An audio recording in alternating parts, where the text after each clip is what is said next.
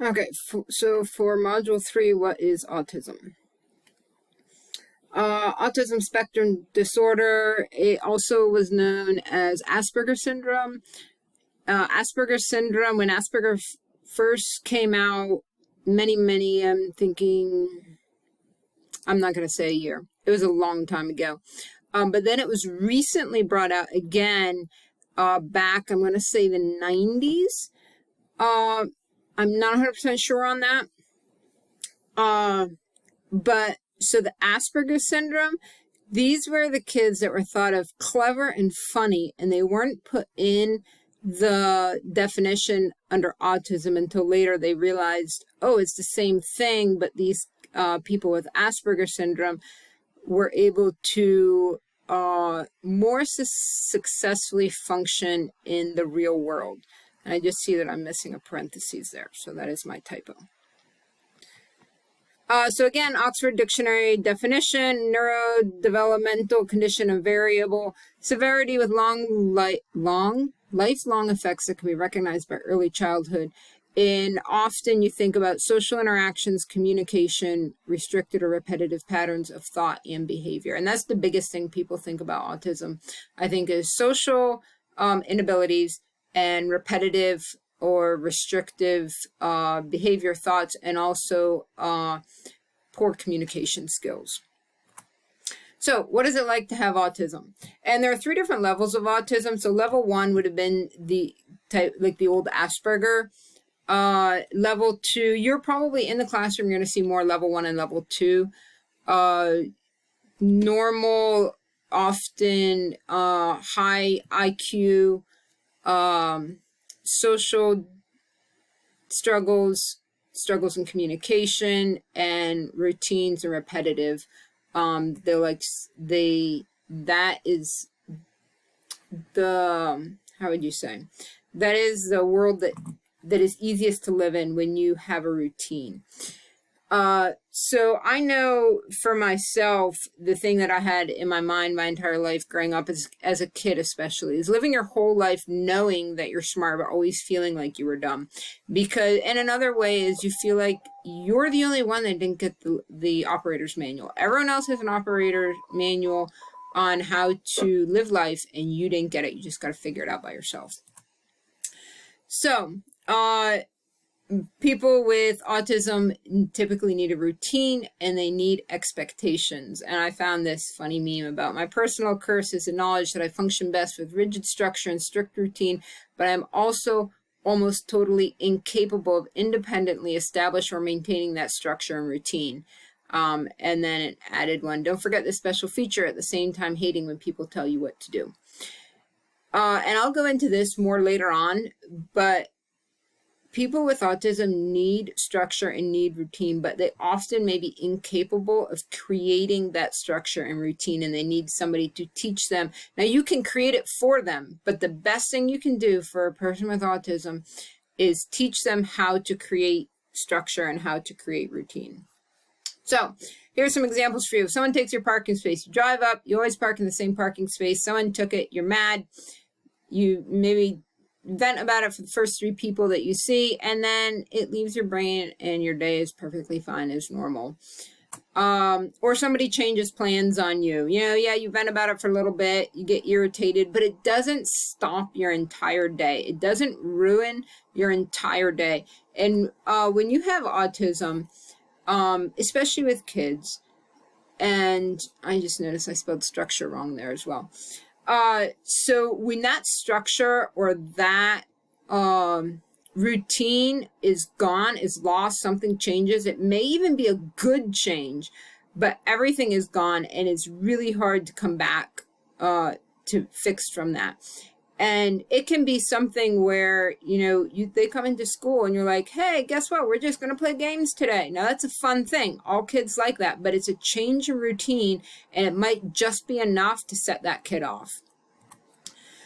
Social situations. And so here's an example. Imagine you're living in a different country. You're in a different culture, different social expectations, a different language. So there you are. You don't know what's going on. You're not understanding people. You don't know what you should be doing, what people expect out of you. And you're in a different country, so that's understandable. Now imagine feeling that way in your own country, your own culture, and your own language. And then imagine feeling that with people you know. You're with people that you know, even friends, and you still feel that disconnect, that you're not, maybe you're not living up to the expectations people have of you, or maybe you're not understanding what's going on, or anything like that. You are in a completely different culture when you come into the world with autism. You have your own little culture, and now you're forced to live in a different culture. And when you don't meet those expectations, you're viewed as something different. And I have over here a little bit of the difference between social anxiety and autism, because there are some overlaps. And you can pause and look at that if you want to. I'm not going to go through the whole thing. So often people with autism, especially kids, adults usually get to the point where, you know, they can control this, but they won't let something go. They come in and they want to tell you something, and they cannot stop from telling you. And you might say, hey, tell me about that in a little bit. And they just have to keep going. They're not easily directed off a subject. They want to talk, they have something in mind that they want to talk about, what they want to do, and you can't redirect them because they're so fixated on that one thing that they cannot function off of it. A lot of times do not appear aware of the surroundings. They don't know what's going on around them. And this might be one that you see a lot in kids, and it's usually viewed as a disrespect. And in adults too. Adults do it a lot. Is correcting slightly inaccurate or non-literal comments. So, you know, if someone comes in and says, oh, it's 100 degrees outside, and they're like, it's only 75. So, and what you're trying to say is it's really, really hot out there. And what they're saying is, why are you lying about that? It's not 100 degrees, it's 75 degrees. And that's often taken as like a disrespect, and it's not. They're not trying to be disrespectful. And with autism, you don't always have to feel that you're right. You just have to feel that you're correct. So you want to know what's correct, but you'll often correct other people when you view that what they're saying is not correct or is not right. And non-socially acceptable comments, really hard for kids and adults to pick up, and they hear friends talking to each other and saying things that are socially acceptable within friends. And I see I spelled acceptable wrong as well. And so they repeat that, but they don't realize that what they said, which was completely socially acceptable with other friends, is not socially acceptable in the circumstances that they use that. And they don't understand that.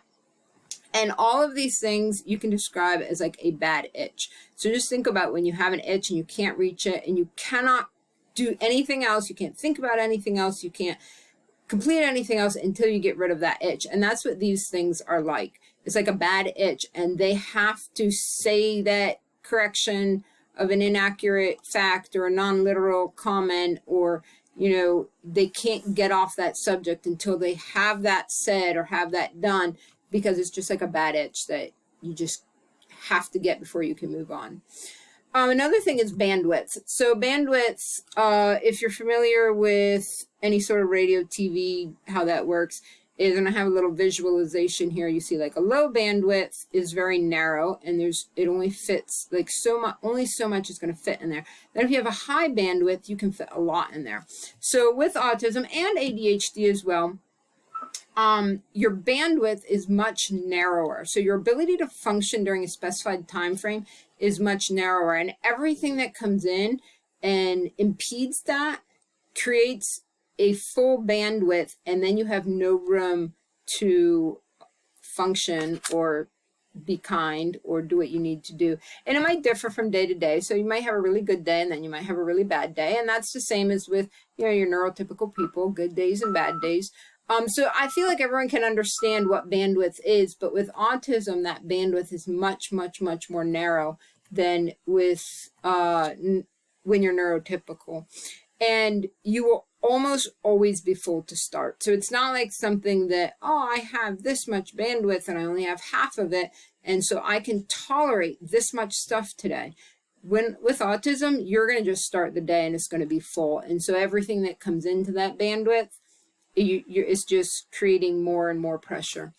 And again, like my emails, or when we have an off normal schedule, that's that bandwidth that you just can't fill, or that's already too full. And so it's hard to just fit one more thing in. So autism, walk a mile in our shoes. Think about having a feeling or a thought and being unable to express it. So let's do so you're all in a teacher's meeting, you have a faculty meeting, we all love them. And you have an opinion, or you have a feeling or a thought about this, but you can't express it. And you're sitting there and you're thinking about it, you're thinking about it and thinking about it. But you're not given the opportunity, you're not given the opportunity to express it, and it's just eating you up. That is kind of like what autism is, except for the difference is that you have that feeling or that thought, and you're incapable of putting it into words. So it's not like you're not allowed to, you're incapable of putting it into words.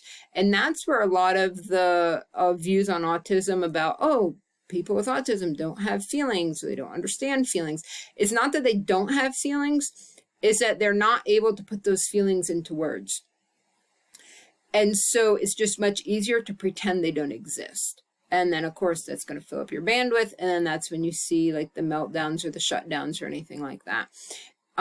If you just think of something you want to communicate, or even go back to the foreign language, you want to say something, but you just can't. You don't have the words to put that into what you're trying to say. And that's where you see these kids, you know, they get really upset and then they just walk away, or they just blow off, or they just shut down because they're unable to make that communication. Or think about, you want to make a friend, or you want to talk to someone, but you're unable to force yourself to try. And that also plays into like social anxiety. And some people, my sister, she doesn't know a stranger. She can talk to anybody, be friends with anybody. Lots of people are like that. I guess not just my sister. But think about, you're like, oh, I really like that person, I think they would be fun to be with, but not being able to make that connection. And that's how it is with autism. Like, you see people, you think they're really cool or they're really nice and you'd want to be friends with them, but you can't get you don't have that ability to go over and become friends with them. Especially small talk is really, really difficult. So that's just an example of like the social part of it. Some people say kids with autism don't want friends. They do want friends. And sometimes they really, really, really want friends. They just don't know how to do it. And when they try, they say the wrong things, or they do the wrong things, or they got those little quirks about them that makes other kids kind of laugh at them. And so you just give up. You don't want to try because you've had so much rejection over and over and over again when you try to make those friends. So that's what these kids are dealing with. And think about when someone dismisses you over and over and over again. You bring something up and no, we don't care. You bring up the concern again. No, it doesn't matter, like that over and over and over again. And a lot of times that happens with autism is you're kind of discredited. And because of your quirks or whatever it is you have, your inability to communicate well or anything like that, that every time you try to say something, people just dismiss it. And even with kids, like, you have the kid, you see the autism, and you just automatically, oh, communication errors or communication difficulties. And so it just kind of gets written off. And that does not help them create better communication. And the last one is, think of living in a world where everyone knows the rules and you don't, but you're expected to live by them. So again, going back to that foreign country, you're in a place, everyone knows what to do, but you have no idea, but you're expected to live by those rules.